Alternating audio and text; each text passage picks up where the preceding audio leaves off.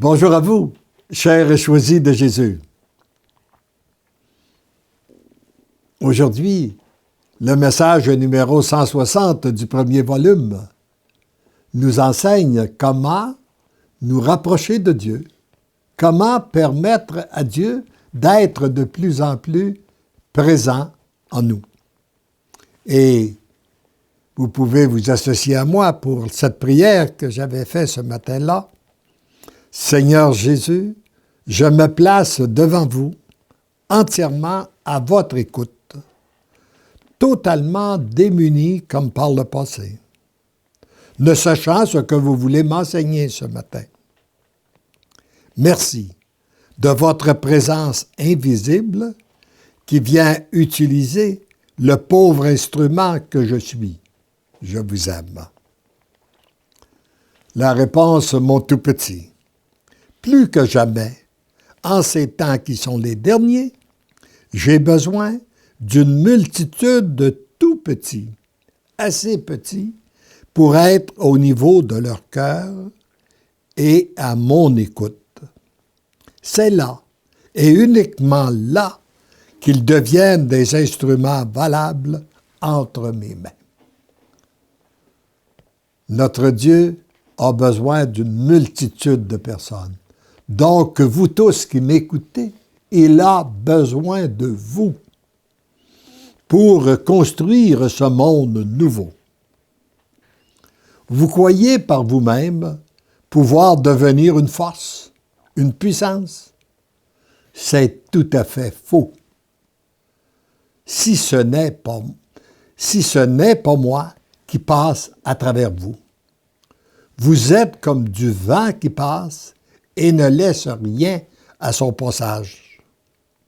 Tandis que si c'est moi qui passe à travers vous, le faible petit vent que vous êtes devient, avec la puissance de l'ouragan, du cyclone, capable de tout soulever et transformer sur son passage.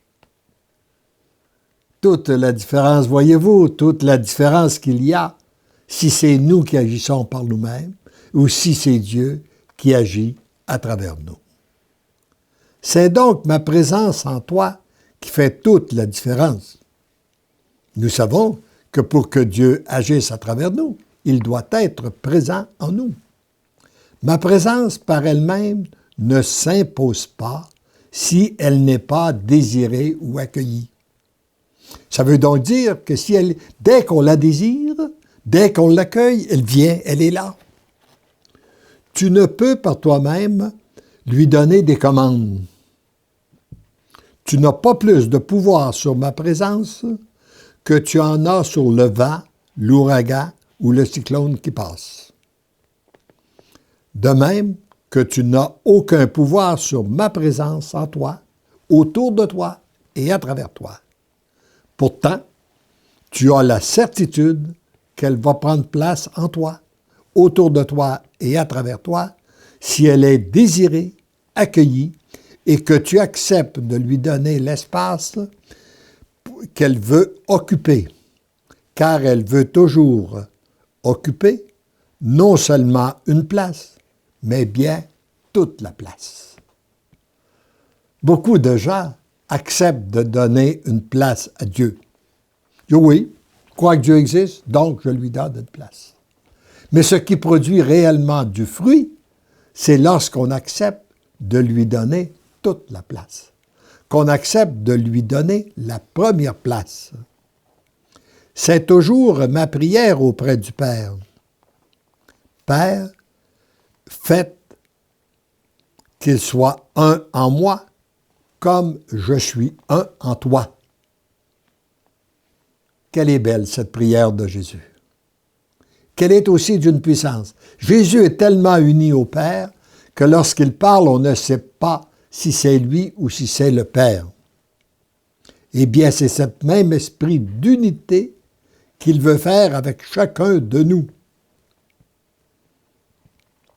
Et on peut faire aussi, il nous cite la prière de Saint Jean le Baptiste. Faites que je diminue pour que lui grandisse. À chaque fois que tu acceptes de diminuer, de te faire plus petit, j'accepte de prendre de plus en plus de place en toi. Et c'est ainsi que je peux arriver à prendre toute la place et que tu deviens l'amour. Si tu savais, si vous saviez comme vous êtes aimé et ce que produit l'amour en vous, vous n'auriez qu'un seul et unique désir, celui de devenir de plus en plus petit pour que l'amour occupe toute la place. Heureux, heureuse êtes-vous d'être sur cette belle voie de l'amour. Follement vous êtes aimé, follement je vous aime.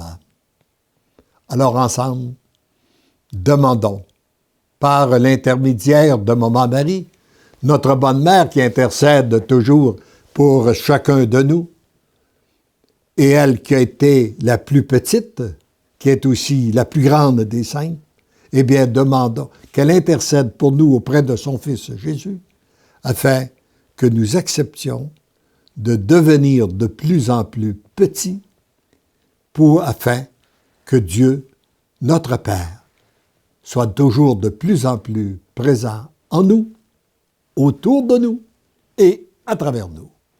Amen.